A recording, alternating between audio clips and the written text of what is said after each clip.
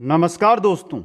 EMRS Eklavya विद्यालय जो आवासीय विद्यालय है उनके अंदर शिक्षक भर्ती है 2023 के अंदर निकाली गई है दोस्तों, जिसके अंदर सबसे बड़ी बात है कि शिक्षक के कौन कौन से पद हैं, क्या सच्चाई है कि इन पर यह भर्ती आएगी या नहीं आएगी, आएगी तो फॉर्म तिथि क्या रहेगी, परीक्षा तिथि क्या रहेगी और सिलेबस इसका है वो क्या रहने वाला है। इनकी कंप्लीट जानकारी फर्स्ट ग्रेड, सेकंड ग्रेड और अन्य कौन कौन से पद है जिन पर यह भर्ती है जो आयोजित की जा रही है दोस्तों।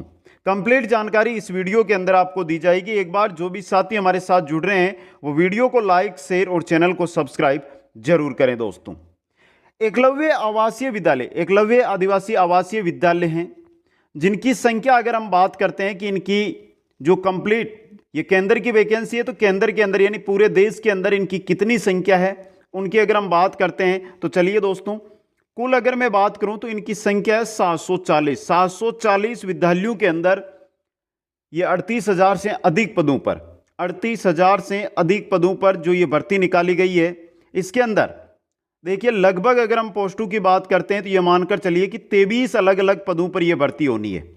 अब एक एक पदों की मैं बात करता हूं तो देखिए सबसे पहले प्रिंसिपल और वॉइस प्रिंसिपल ये दोनों ही पद आपके काम के नहीं है। कारण क्या है? क्योंकि लगभग इनके अंदर 10 साल का एक्सपीरियंस मांगा जा रहा है, 10 वर्ष का एक्सपीरियंस मांगा जा रहा है। तो इस वजह से और लगभग जो इनकी पोस्टें हैं वो किससे भरी जाएगी? वो भरी जाएगी प्रमोशन के द्वारा। तो ये भी आपके काम की नहीं है। सबसे बड़ी चीज आपके जो काम के पद है उनकी अगर मैं बात करता हूं इस भर्ती के अंदर तो वो है PGT, TGT, art teacher, music teacher, physical education teacher और लाइब्रेरियन। ये मुख्य रूप से आपके काम के पद है दोस्तों। इसके अलावा देखिए और भी ये पद है, इनकी मैं आगे बता दूंगा कि क्या आपको योग्यता चाहिए। सबसे पहले देखिए यहाँ पे इनके अलावा देखिए बहुत सारे पद है। स्वीपर के हैं, चौकीदार के हैं, मेस हेल्पर के हैं, कुक के हैं, गार्डनर के हैं, लेब अटेंडेंट के हैं, इलेक्ट्रिशियन के हैं, इसके अलावा ड्राइवरिंग के हैं, केटरिंग के हैं, जूनियर और सीनियर असिस्टेंट के हैं, अकाउंटेंट के हैं, हॉस्टल वार्डनर के भी पद अच्छे हैं जिनमें आप अच्छी तरह रह सकते हैं, काम कर सकते हैं, स्टाफ नर्स के हैं, काउंसलर के हैं। अब देखिए सबसे बड़ी बात जो ये भर्ती है आवासीय विद्यालय वहीं पर आपको रहना है, छात्रों को पढ़ाना है और जो एसटी बाहुल्य इलाका है वहां पर ये है दोस्तों। दूसरी बात जिस राज्य से आप फॉर्म लगा रहे हैं उस राज्य के जो स्थानीय छात्र रहेंगे, विद्यार्थी रहेंगे, उनको कुछ क्राइटेरिया के तहत उनको क्या दी जाएगी? छूट भी इसके अंदर दी जाएगी। जैसे आप अगर राजस्थान से इस भर्ती में फॉर्म लगा रहे हैं तो राजस्थान के अगर आप निवासी है तो राजस्थान की जो विद्यालय है एकलव्य विद्यालय उनमें आपको छूट भी मिलेगी दोस्तों। दूसरी बात जो महिलाएं हैं उनको मानकर चलिए कि 50% महिलाएं इसके अंदर ली जाएगी। जो भी पद है उनमें 50% महिलाएं, यानी एक तरीके से ये बोल सकते हैं कि महिलाओं को बढ़ावा देने वाली ये वैकेंसी है वो निकाली गई है। सबसे पहले हम बात करते हैं, इनकी बात आगे करेंगे। सबसे पहले मैं बात कर लेता हूं आपके फोरम डेट की कि इसके फोरम है वो कब आएगा। देखो नोटिफिकेशन तो आ चुका है जून के अंदर, फोरम है आपका जुलाई में आएगा। जुलाई 2023 के अंदर फोरम है वो निकाले जाएंगे, ऑनलाइन फोरम रहेंगे। पिछली बार जो इसका एग्जाम हुआ था वो ऑनलाइन मोड पे हुआ था, लेकिन इस बार ऐसा अनुमान लगाया जा रहा है कि इसका एग्जाम, क्योंकि फॉर्म बहुत अधिक संख्या में इसमें भरे जाएंगे। पिछली बार तो क्या था, कोरोना था, कोरोना की वजह से ऑनलाइन था, लेकिन इस बार लगभग ये चांस है कि ऑफलाइन मोड पे ये जो है एग्जाम होगा। एग्जाम डेट की अगर हम बात करते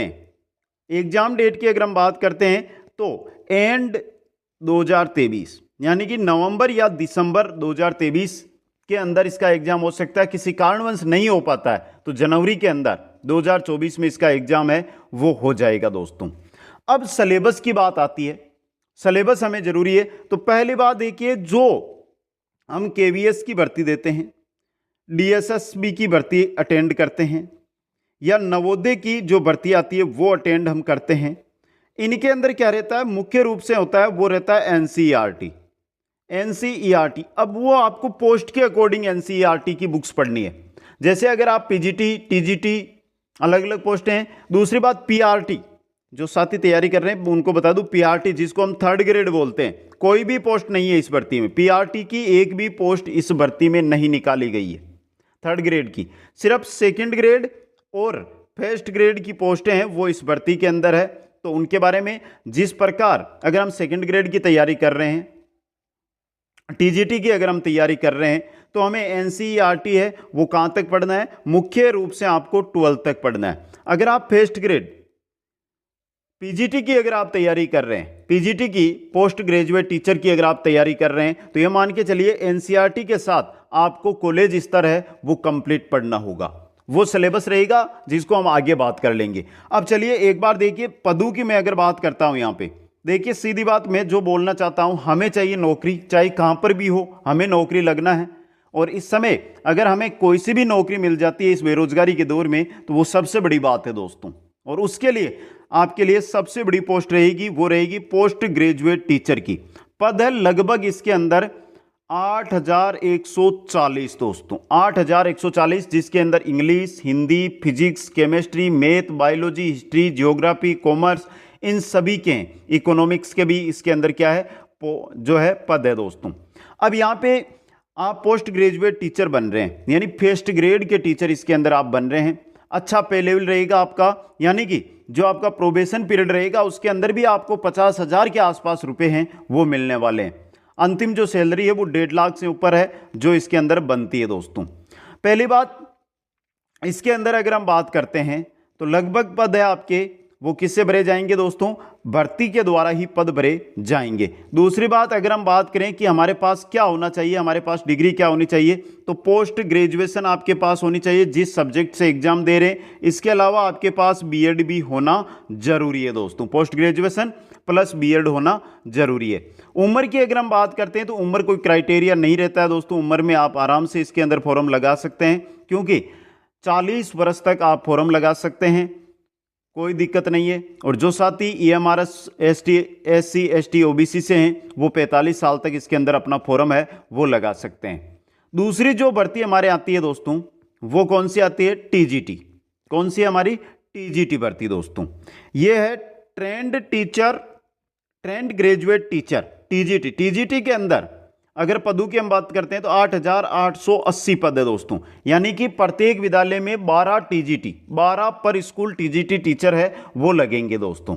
समझ गए यहाँ पे टीजीटी। अब इसके अंदर टीजीटी के अंदर अगर आपको जो अध्ययन करना है वो करना है 12 तक का, 12 तक का जो एनसीईआरटी है वो कंप्लीट पढ़ना है। फिर आप जो सब्जेक्ट से टीजीटी के अंदर विषय के अंदर बन रहे हैं उसका ग्रेजुएशन का स्तर भी आपको पढ़ना है दोस्तों, मुख्य रूप से, क्योंकि कंप्लीट सिलेबस है वो विज्ञप्ति के साथ आएगा कि ये टॉपिक पढ़ना है। लेकिन अगर आप आज अध्ययन कर रहे हैं इस भर्ती का, क्योंकि ये कम समय में होने वाली भर्ती है, तो आप एनसीईआरटी की बुकों पर जोर दीजिए, एनसीईआरटी की बुक है उनको ध्यान से पढ़िए दोस्तों। अब यहाँ पे बात कर लेते हैं कि टीजीटी के अंदर क्या योग्यता चाहिए। तो आपके पास पहली बात तो ग्रेजुएशन होना जरूरी है और ग्रेजुएशन के साथ बीएड। अब देखिए ग्रेजुएशन जिस सब्जेक्ट से है उसी सब्जेक्ट से आप टीजीटी के अंदर है यानी सेकंड ग्रेड में अपना फॉर्म है वो लगा सकते हैं दोस्तों।